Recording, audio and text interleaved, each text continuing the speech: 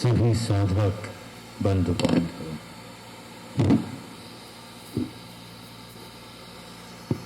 आज जैसा कि भजन अभी ये सब लोग ले रहे थे कि सभी लोगों का खाता मालिक के दरबार में, सदगुरु के दरबार में, सदगुरु के पास, मालिक के पास शब्दों में वर्णन नहीं किया जा सकता, लेकिन वास्तविकता है कि सबका खाता उसके पास है, सबका लेखा जोखा उसके पास है। जो भी जैसा कर्म करेगा वैसा ही फल पाता, क्योंकि उसके हजार आंख की गिनती, असंख्य हाथों से उसके कार्य होते हैं जो कि दिखाई नहीं देते। जहां हमारे नेत्रों की गति समाप्त होती है, जहां हमारे कानों की श्रवण शक्ति समाप्त होती है, नासिका की सूंघने की शक्ति समाप्त होती है, वहां से तो उसकी शुरुआत होती है। तो हम बाहरी तौर पर उसको जानना चाहें तो बहुत मुश्किल है, लेकिन जहां श्रद्धा है, विश्वास है और उसके साथ जब हम समर्पण भाव से लग जाते हैं तो उनकी दया का अनुभव हमको होता है। हम कहते हैं सभी लोग जर्रे जर्रे में वो है, लेकिन मानते नहीं कि जर्रे जर्रे में वो है। हमारे अंदर विचार उठते हैं, लेकिन उससे पहले उसको पता होता है। उससे हम बेखबर होते हैं, पर उसको सारी खबर हमारी उठती है। अच्छा बुरा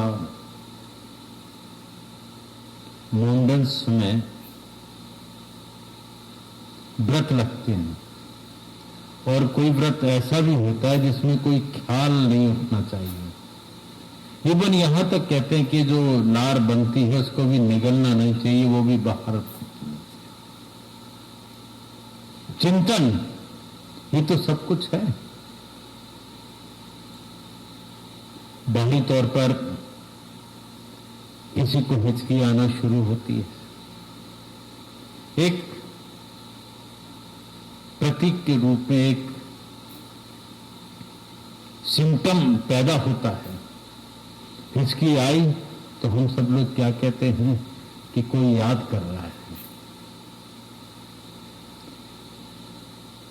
और एक कहावत है कि कुछ लोगों के नाम लिए जाए, जिस नाम पर वो हिचकी बंद हो जाए समझ लो वो अमुक व्यक्ति हमको याद कर रहा है।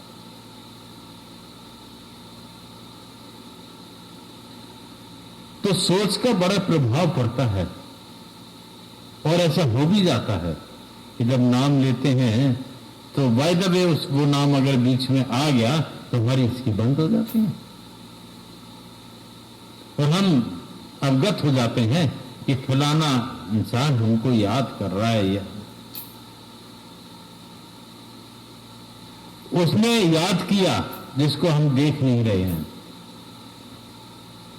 और उसका प्रभाव क्योंकि हमारे नाम से जुड़ा हुआ है तो हमारे ऊपर पड़ रहा है। एक संसारी तौर पर ये चीजें चलती हैं। फिर अगर हम सदगुरु को याद करें, ईश्वर को याद करें, तो निश्चित तौर पर वह अदृश्य शक्ति पे भी प्रभाव पड़ेगा। उसके देखने की काबिलियत, उसकी पात्रता तो हमारे अंदर नहीं है, लेकिन हमारी पुकार में वो शक्ति हो जाती है, उस चिंतन में वो शक्ति हो जाती है कि उस पर वो अफेक्ट डालती है और वो हमारा ख्याल कर लेता है। वो भी सोचता है, जो सर्व पर सत्ता है, कि कोई ना कोई हमको याद कर रहा है। और फिर वो अपने सूत्रों के हिसाब से वहां पे प्रकट होने की जरूरत होती है, जो निराकार होकर के भी साकार रूप में भी हो जाते हैं और अदृश्य रूप में भी सहायक बन जाते हैं। लेकिन पुकारने वाले की ताकत के ऊपर, चिंतन के ऊपर ये सब कुछ होता है। लेकिन हमारा सोच, हमारा चिंतन एक सीमित दायरे में सिकुड़ गया है, दुनियावी बातों में सिकुड़ गया है। पारिवारिक तौर पे सिकुड़ गया है। उससे आगे हम सोच ही नहीं पाते कि यह शरीर, यह अमूल्य निधि हमको प्राप्त हुई है, ये कैसे मिली और इसके अंदर जो खजाने हैं वो कैसे उजागर होंगे, उनका अनुभव में कैसे हो, वो कौन सा तत्व है, वो कौन सी शक्ति है। गुरु तत्व सर्वोपर तत्व है। शरीर प्रेरणा के लिए, रास्ता दिखाने के लिए निरंतर किसी न किसी रूप में महापुरुष आते रहे हैं और अपना अपना काम करके जाते रहे हैं। जिसने समझ लिया और लग गया सच्चाई के साथ, ये सच्चाई का मार्ग है, झूठ कपट फर्ज का नहीं है, दिखावे का नहीं है। भक्ति सच्ची चाहिए, समर्पण सच्चा चाहिए, तो वो उसका हो जाता है और वो उसके हो जाते हैं। लेकिन धोखा, अधिकतर दिखावा ज्यादा हो जाता है, इसी कारण से दुख भोगते हैं, अपनी आदतों को नहीं छोड़ पाते हैं और उसको समझ नहीं पाते, उसकी व्यापकता की तरफ हमारा झुकाव नहीं हो पाता, समर्पण नहीं हो पाता, तो हम उससे दूर बने रहते हैं। सब जानते हैं ये सभी वह दिन हमारा आएगा, फिक्र तोशे की नहीं, कौन कहां को जाएगा। संसार सपना है बड़ा और मोह लंबी रात है, दो चोर डाकू हैं खड़े मेरी न कछु बसे आत है। धीरे नहीं प्रभु जागे हो, मदिरा चढ़ी अहंकार की, जबरन उठा लो गोद में देखो न प्रभु मकार की। दासवत होकर के, अगर शरणागत होकर के, समर्पण के साथ इस तरह की प्रार्थना भी अगर हृदय से निकलती है तो उनकी कृपा हो जाती है। पढ़ना, लिखना, सुनना, सबके अंदर एकाग्रता की आवश्यकता है, भाव की आवश्यकता है, श्रद्धा की आवश्यकता है। जब किसी महापुरुष के प्रति श्रद्धा विश्वास होता है तो उनके हर चीज से श्रद्धा और विश्वास हमारे अंदर सुते जागृत हो जाता है। हमें चाहिए कि सच्चे बने, सच्चे उस मालिक के बने, उसी में सच्चाई है, उसी में हित छिपा हुआ है। खाली हम मंदिर में चले जाएं, गुरुद्वारे में चले जाएं, गिरजाघर में चले जाएं और खूब अगर कुछ लोग बैठे हो तो हम भी खूब पूजा अर्चना करें, उसके बाद बाहर निकले तो वहीं के वहीं हो, तो वो भक्ति नहीं। भक्ति में सच्चाई चाहिए। क्यों? जिसको जर्रे जर्रे का हाल मालूम है, जो हर तरह से हम सबके गुणों से परिचित है, उससे कुछ छिपा नहीं है, तो हमें ये सोच करके उससे हमेशा डरना चाहिए। एकांत कहीं नहीं है, क्योंकि वो है, हमारे विचारों को हमें तोड़ना चाहिए और संयम बरतने की आवश्यकता होती है, वाणी में शुद्धता की आवश्यकता होती भक्ति में श्रद्धा और विश्वास की आवश्यकता होती है। चिंतन हो तो उस परमात्मा का हो, उस ईश्वर का हो। कार्य मात्र जो ड्यूटी उसने हमारी सौंपी है उसमें बरतना है, बाकी अंदर से उसके होना है। सोच हो तो उसका हो, तभी हम उसकी कृपा के पात्र बनते हैं। खाली देख करके हम भी चले जाएं, जिसको क्या भीड़ चाल जैसी बात हो जाती है कि किसी ने कहा कि फलाने जगह का पानी से सारी बीमारियां दूर होती हैं, और लंबी कतारें लग जाती हैं। पता लगा वहां का जो जल स्थिर था वो भी समाप्त हो गया, इतनी भीड़ लग गई, बीमारी किसी की एक की किसी भाग्यवश हो गई थी, दोबारा किसी की होती नहीं। ऐसे भी कई जगह उदाहरण आए, पेपर में देखा, तो भीड़ चाल हो जाती है। उससे बचना है, अपने अंदर ढूंढो। वो तो चाहे कह दे तो सब कुछ हो जाता है। राख उठा के दे दे तो दवा का काम कर जाता है। मौज की बात है और पात्र की बात है, संस्कार की बात है, प्रारब्ध की बात है, वर्तमान की बात है। उसी हिसाब से उनकी व्यवस्थाएं रहती हैं, क्योंकि देखा देखी भक्ति का कबहु न चढ़सी रंग, वक्त पड़े यो छानसी जो केचुली भुजन। देखा देखी भक्ति नहीं होती, भक्ति तो भक्ति है, समर्पण तो समर्पण है, विश्वास तो विश्वास है। हर परिस्थिति में जो स्थिर रहे वही श्रद्धा है, वही विश्वास है, वही समर्पण है। अभी बाहर कोई चर्चा चल रही थी, ज्योतिषी जी आए थे तो कुछ कह रहे थे, कोई नेताजी भी बैठे हुए थे। हमने कहा वैसी सुनाया आपने तो कोई बात ही नहीं है कि एक जगह एक महापुरुष थे, कबीर साहब का किस्सा है शायद वो, कि बहुत भीड़ होने लगी थी। बहुत भीड़ होने लगी तो कबीर साहब को लगा ये तो पता नहीं इसमें कौन वास्तविक हमारा है कौन नहीं है, कैसे पता लगे। भीड़ तो हो जाती है खूब, आज भी देखे कहीं कोई चमत्कार दिखा दे तो लाखों लोग हो जाएंगे, कैसे छटनी करें। कबीर साहब ने एक लीला रची, एक महिला को साथ लिया, एक बोतल साथ ली और एक प्याला साथ लिया। महिला के कंधे पे हाथ रखे, बोतल से प्याले में डाल रहे हैं और पी रहे हैं, और शहर में निकल पड़े, बाजार में। अब क्या था, जहां दृष्टि दोष है उसी दृष्टि से लोग देखने लगे कि देखो हम तो इनको महात्मा समझते थे, ये तो शराब पी रहे और स्त्री को साथ में रखें, ओहो हम क्या समझते थे। महापुरुषों की बात है, लीला की बात है इनकी। ऐसे ऐसे करके उनकी भीड़ जो थी वो छट गई। ये कह के कुछ लोग जो उनके प्यारे थे, समर्पित थे, विश्वासी थे, उनका कहना था अरे कोई ना कोई वजह है, कोई लीला दिखा रहे हैं और कुछ नहीं है। इतने में क्या हुआ कि वो एकदम खड़े हुए।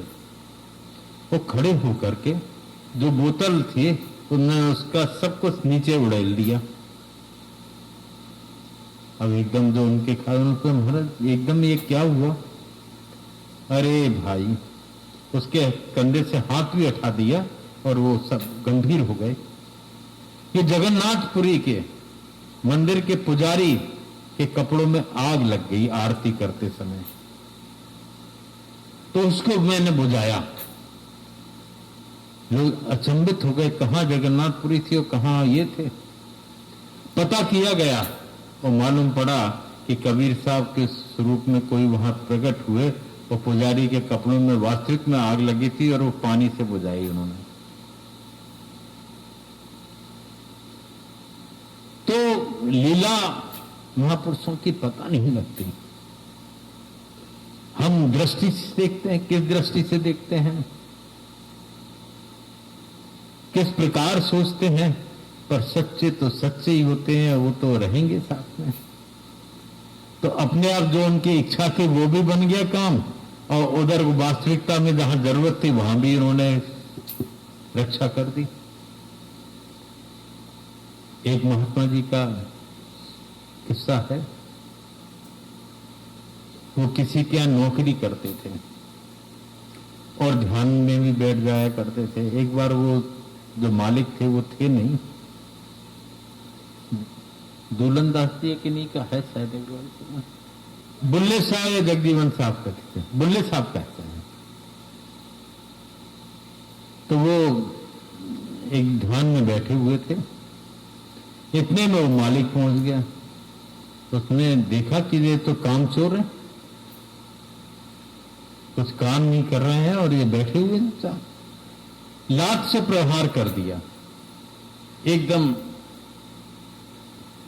उठे तो हाथों से एकदम रायता या खीर जो थी वो नीचे गिरी, हाथ में कुछ था नहीं और वो वास्तविकता में बाहर प्रकट हो गई वो चीज। तो उन्होंने पूछा ये कैसे? क्या कि महाराज मैं काम ही कर रहा था, साधुओं की पंगत चल रही थी, वहां परोस कर रहा था, तो उस समय मैं खीर बांट रहा था, उसी समय आपने मेरे को हिला दिया तो वो खीर जो है वो फैल गई। जब ये देखा कि कहीं पंगत चल रही थी, वो बैठे यहां थे और थे कहीं और, तो उनकी महिमा देख करके एकदम उनके चरण पकड़ लिए, उनके दास हो गए। महात्मा कहाँ हो, क्या कर रहे हो, उनके बारे में अगर हम सोचते हैं अपने हिसाब से तो हमेशा फेल हो जाएंगे, क्योंकि बुद्धि का वहां दखल नहीं है, मन का वहां दखल नहीं है, उससे वो परे है। यह करनी का खेल है, ना ही बुद्ध विचार बुद्ध छान करनी करे तो पावे कसार।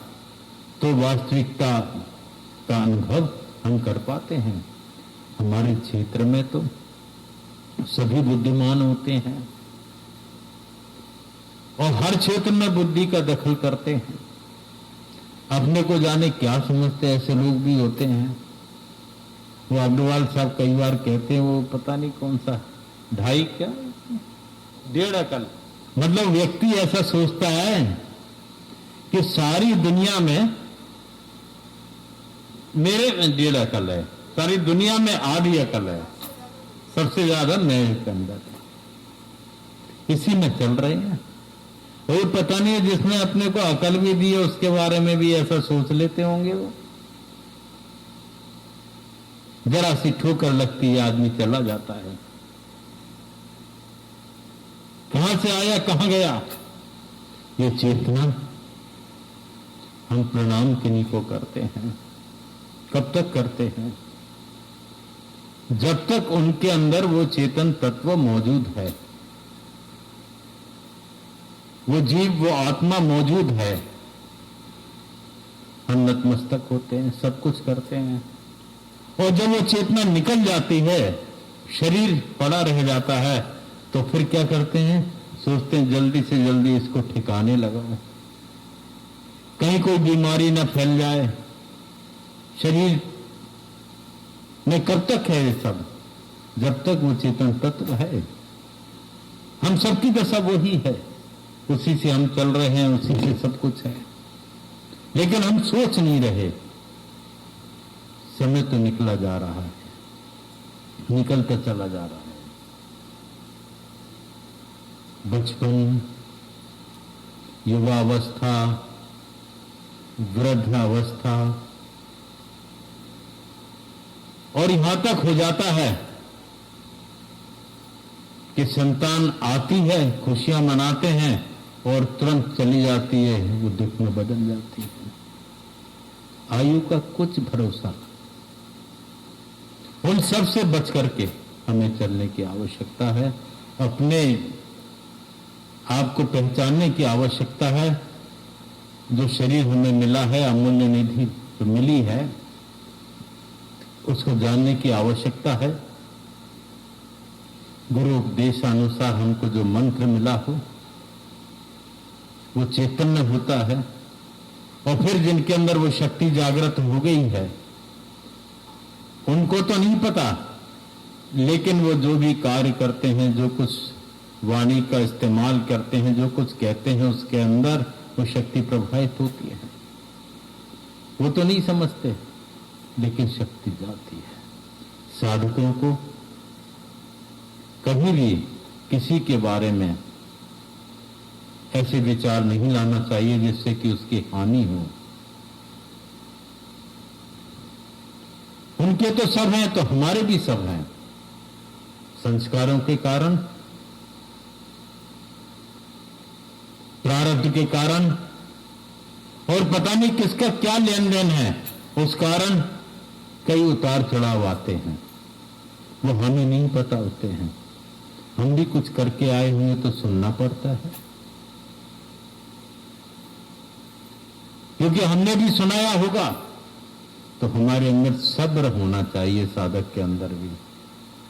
वो स्वभाव नहीं होना चाहिए उसने ये कहा कि हम 10 कह देंगे, हम क्या कमजोर हैं उससे। अगर साधक का ये स्वभाव है तो वो साधक नहीं है। उसको समझना चाहिए कि जिसको जानना चाहिए उसको सब पता है। सुनना, सुनाना, चलना फिरना, रहना न रहना, ये सारी उसकी व्यवस्थाएं, हमें धीरज से काम लेना चाहिए। साधक को तो पर्वत के समान स्थिर रहने की आवश्यकता है, और जितना स्थिर होगा उतनी उसकी दया का पात्र बनेगा। क्षमादान बहुत बड़ा दान है,